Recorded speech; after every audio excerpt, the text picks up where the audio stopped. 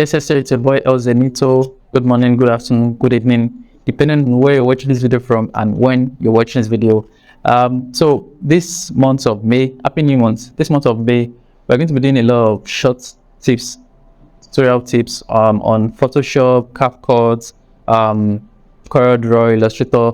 I mean, as much as I can cover for this month, I will be able to cover it. So just short tips, and we're going to be starting with Photoshop. And for Photoshop today, we're going to be looking at perspective warp tool. Perspective warp tool is that tool you use when you want to like change the perspective of an object, right? Let's say we have an object that is facing directly to the camera and you want to tilt it sideways, or you want to just do something funny with it. Perspective warp is the way to go, and I'm going to just demonstrate that to you quickly. So we're going to be using two objects.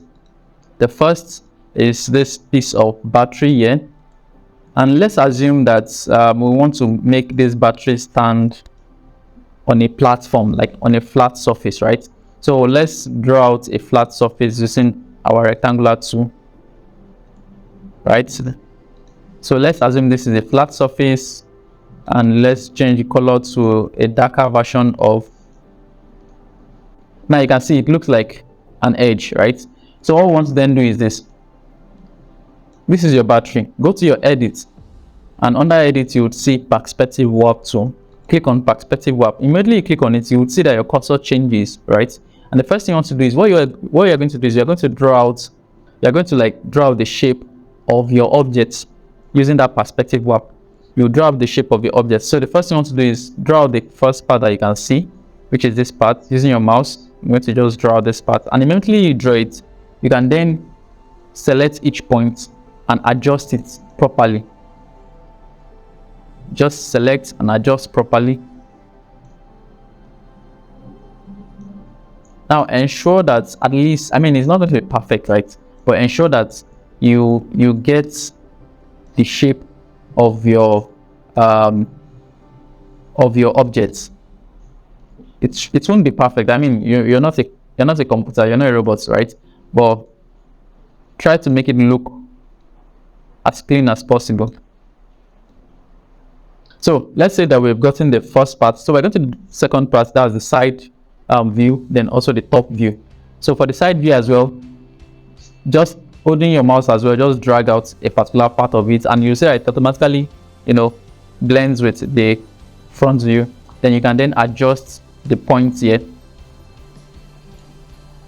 You can still adjust this one properly, like so. Now when we have that, we can then draw the top view. So let's just draw the top view, adjust this to this, and adjust this to that. Now we have drawn out the shape of the battery using the perspective warp. Then the next thing we want to then do is manipulate it. And after you finish drawing this, just click on enter, or you click on this check box here. But I prefer enter because it's faster. So click on enter. When you click on enter, then you can start picking those the points to adjust the best way you fit. Oh my god, sorry. Now it's very funny, but try not to mess it up totally. So I'm just going to properly arrange it till I have like a flat surface in front, like this. Bring this down, bring the one at the back down. This should go down a little bit, and spread it a little bit. I mean, just play around it. It doesn't have to be perfect, but let it look like, yes, you worked on something, right?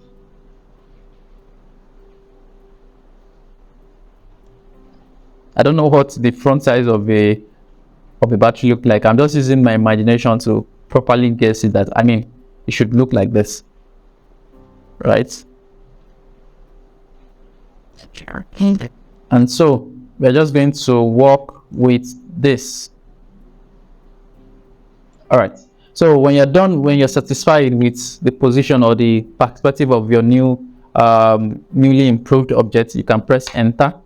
And when you press enter, you can see that yes, it's different from the previous version. If I'm to bring in the previous version, that's the original image, you would see the difference between this and this. Now this one can be easily placed on a flat surface, while this one looks like something that is hanging on its own, right?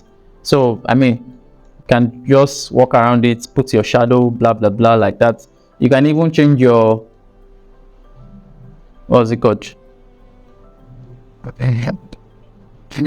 make it look like it's standing on the edge kind of vibe, then put your shadow and all that. Anyways, that's basically the first part of the explanation. Let's use another object as well. Let's use this building. So we have this building, right, and we want to change the perspective of this building. So just like the previous one, rasterize the image, then go to your edit. Then from your edit, you pick your perspective warp, select the first part or the first view, properly place your points.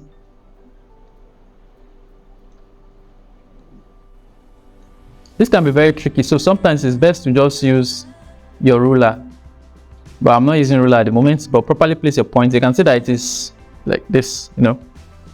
So then you draw the second part, also like this,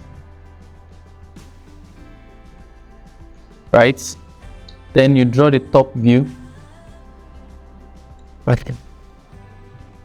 like this. Now you definitely see that it's like a keyboard, but a long keyboard.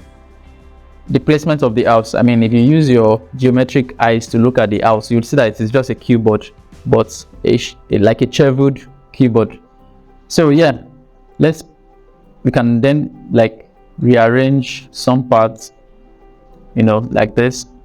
So when you're satisfied with the shape, you can press enter, and then you can now start performing whatever it is you want to perform.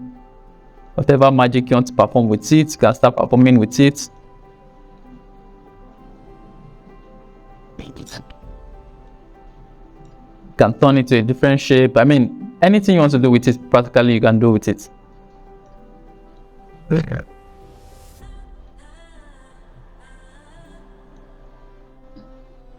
So this one, I'm just turning it to a pyramid kind of stuff.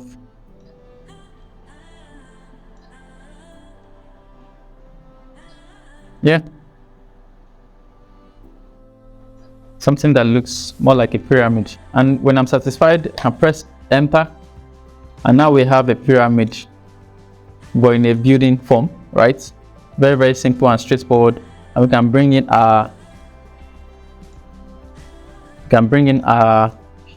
the floor. That's the ground floor. I said the ground floor, or anyone can bring in something like this. Can reduce the size. I mean, at this point it's just playing around with things.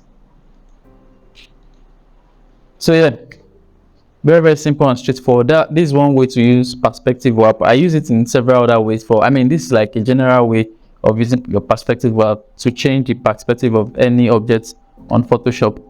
If you've learned something today and you're definitely going to be using it probably in your next project, please share, comment, like wherever. Anyways, thank you very much, and I'm going to see you guys next time.